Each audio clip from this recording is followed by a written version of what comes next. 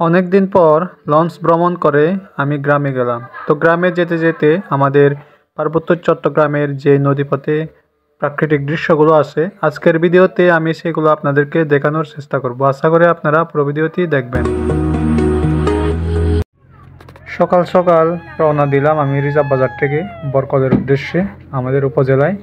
তো দেখতে পাচ্ছেন চারদিকে কুয়াশার জন্য কোনো কিছুই দেখা যাচ্ছে না। অনেক বড় লঞ্চ আমাদের বরকল উপজেলায়। তো এই মুহূর্তে আমি গ্রামে আছি এবং এই যে দেখতে পাচ্ছেন সকালবেলা কত কুয়াশা এই গ্রামের মধ্যে দেখতেই পাচ্ছেন। অনেক শীত পড়ছে এখানে। এই যে সকাল সকাল কুয়াশার জন্য কিছুই দেখা যাচ্ছে না। এই যে দেখতে পাচ্ছেন, শীতকালে যদি আপনারা নৌপথে ভ্রমণ করেন দেখতে পাবেন চারিদিকে কুয়াশা আর কুয়াশার জন্য কোনো কিছুই দেখা যাবে না, শুধুমাত্র কুয়াশা ঘেরা একটা শীত আপনারা উপভোগ করতে পারবেন। তো আমিও সেটি আজকে উপভোগ করলাম। অবশেষে শীতগুলো চলে গেল, কুয়াশা চলে গেল, চারিদিকে খোলামেলা আকাশ, রোদ উঠলো। এই যে দেখতে পাচ্ছেন আমরা বাবা ছেলে দুইজন মিলে এখন চারিদিকের যে প্রাকৃতিক দৃশ্যগুলো আছে সেগুলো উপভোগ করতেছি। তো আপনাদেরকেও আমি সেগুলো দেখানোর চেষ্টা করতেছি। আশা করি আপনাদের অনেক ভালো লাগতেছে। এই যে আপনারা যে দৃশ্যগুলো দেখতেছেন এগুলো আসলে অসাধারণ, যেন অনেক সুন্দর। আমার ছেলে তো অনেক উপভোগ করতেছে, দেখতেই পাচ্ছেন।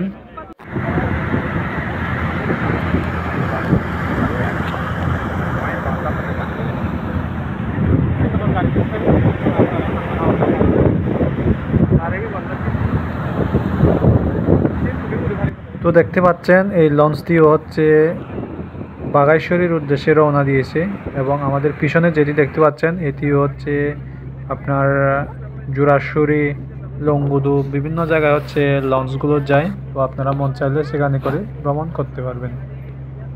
আমরা অলরেডি বরকল উপজেলায় পৌঁছে গেছি। বরকল উপজেলার এই দৃশ্যগুলো আসলে অসাধারণ। এক একটি দৃশ্য এক এক রকম, একদিকে পাহাড় একদিকে নদী, যেন চারিদিকে যেন এক স্বর্গীয় রাজ্য। দেখতে সত্যি অসাধারণ। এটাই হচ্ছে উপজেলা পরিষদ বরকল।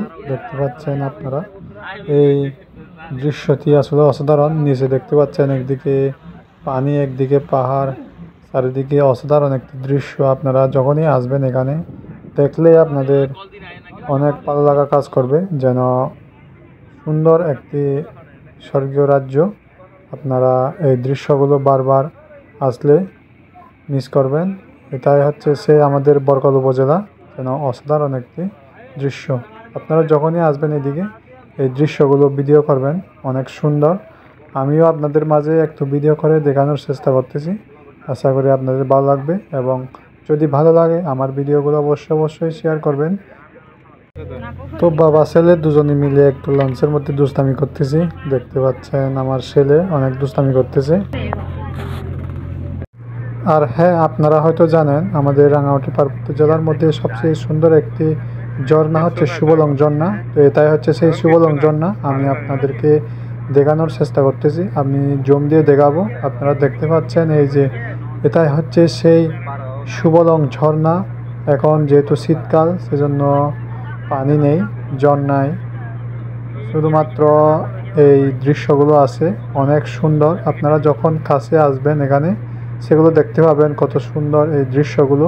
এই শুভলং ঝর্ণা আমাদের রাঙামাটির মধ্যে একটি ঐতিহ্যবাহী ঝর্ণা, অনেক সুন্দর এই ঝর্ণা। যারা এখানে ভ্রমণ করেছেন তারা জানেন এই ঝর্ণাগুলো কত সুন্দর।